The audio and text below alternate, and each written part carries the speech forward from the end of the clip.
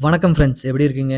இன்னைக்கு வாங்க நம்ம ஒரு சூப்பரான ஸ்பைசியான ஃப்ரெஞ்ச் ஃப்ரை செய்யலாம். அது எப்படின்னு பார்க்கறதுக்கு முன்னாடி நம்ம சேனல இன்னும் சப்ஸ்கிரைப் பண்ணாதீங்க. சப்ஸ்கிரைப் பண்ணிட்டு வாங்க. இந்த மாரி நல்ல யம்மியான ரெசிபீஸ் எல்லாம் நம்ம சேனல்ல அடிக்கடி வரும். நீங்களும் பார்த்து பயன்பெறுங்கள். இதுக்கு வந்து பொட்டேட்டோவ இந்த மாரி வெட்டி ஒரு பாத்திரத்தில போட்டு நல்லா ஒரு 15 நிமிஷம் வேக விடுங்க. இது கூட உப்பு இந்த மாரி எல்லாம் எதுவும் சேர்த்த வேண்டாம். இதே நல்லா வேகட்டும். அப்பப்ப வெந்துருச்சான்னு பார்த்துக்குங்க. இது நல்லா வேகணும். எவ்வளோ வேகுதோ அந்த அளவுக்கு நல்லது. ஏன்னா நம்ம மசிக்கணும். மசிக்கிறதுக்கு நல்லா வெந்தா தான் நல்லாருக்கும்.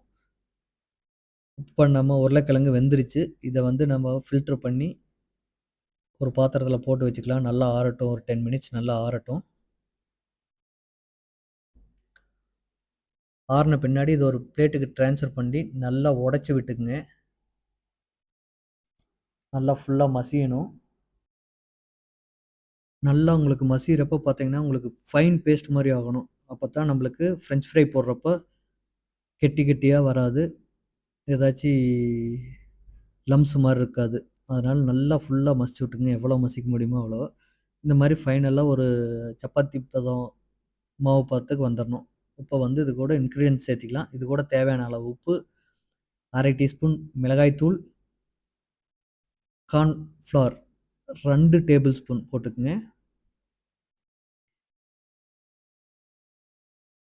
இத போட்டு நல்லா மிக்ஸ் பண்ணி விடுங்க.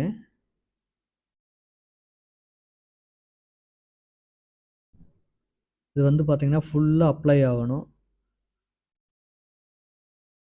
அப்பதான் நம்மளுக்கு அந்த கிரிஸ்பி வரும். உங்களுக்கு ரொம்ப கிரிஸ்பியா வேணும்னா, கொஞ்சம் குக்கிங் சோடா ஒரு 1/4 டீஸ்பூன் டூ 1/2 டீஸ்பூன் ஆட் பண்ணிக்கலாம்.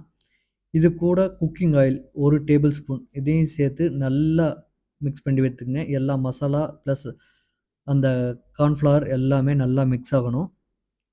அத நல்லா பார்த்துக்குங்க. இப்ப வந்து இது கூட நம்ம பொடியா நறுக்கி வச்சிருக்கிற கொத்தமல்லி தழைய வந்து தூவி விட்டுக்கலாம். இது கூட நீங்க ஆப்ஷனலா பச்சை மிளகாய், சீரகம் இந்த மாரியெல்லாம் வேணுனா சேர்த்திக்கலாம். உங்களுக்கு வந்து அது இன்னும் கொஞ்சம் ஃப்ளேவர் கூட்டி குடுக்கும். ஸ்பைசி அதிகமா இருக்கும் பச்சை மிளகாய் போட்டீங்கன்னா. இந்த மாரி நல்லா ஃபுல்லா அந்த கொத்தமல்லி தழை எல்லா இடத்துக்கும் இருக்கிற மாரி நீங்க நல்லா பெசஞ்சு விட்டுக்குங்க. பெசஞ்சு விட்டுட்டு, இந்த மாரி ஒரு சின்ன சின்ன பாலா எடுத்து, இந்த மாரி நீளமா உருட்டிக்கங்க. உங்களுக்கு இத விட நீளமா வேணுனா கூட உருட்டிக்கலாம்.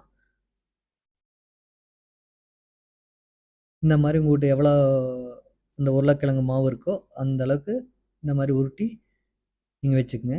இப்ப வந்து ஒரு கடாயில எண்ணெய் ஊத்தி, எண்ணெய் நல்லா காயட்டும். ரொம்ப ஓவர் சூடாவும் இருக்கக்கூடாது.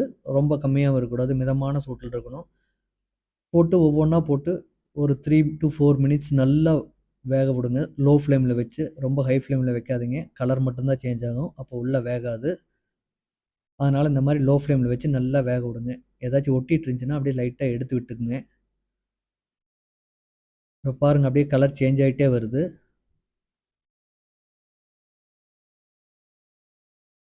இது வந்து ஆக்சுவலா நம்மளுக்கு நுர ஓரளவுக்கு அடங்கணும். இப்ப பார்த்தீங்கன்னா, நம்மளுக்கு நுர ஓரளவுக்கு அடங்கிடுச்சு. நீ அப்படியே எடுத்துறலாம். இது வந்து குழந்தைகளுக்கு ரொம்ப பிடிக்கும். இது பெரியவங்களும் சாப்பிடலாம். ரொம்ப டேஸ்ட்டா இருக்கும். நீங்க போய் கடையில போய் ஃப்ரெஞ்ச் ஃப்ரை வாங்கி சாப்பிடுறதுக்கு, இத ட்ரை பண்ணி பாருங்க. குழந்தைகளுக்கு செஞ்சு குடுங்க. பயங்கர யம்மியா இருக்கும். நீங்களும் ட்ரை பண்ணி பார்த்துட்டு, உங்களோட கமெண்ட்ஸ சொல்லுங்க. பாருங்க எவ்வளோ கிரிஸ்பியா இருக்குது. நல்லா உடையுதுன்னு. நீங்க கூட கெட்சப் வச்சு, உங்களுக்கு புடிச்ச மாரி சாப்பிடலாம்.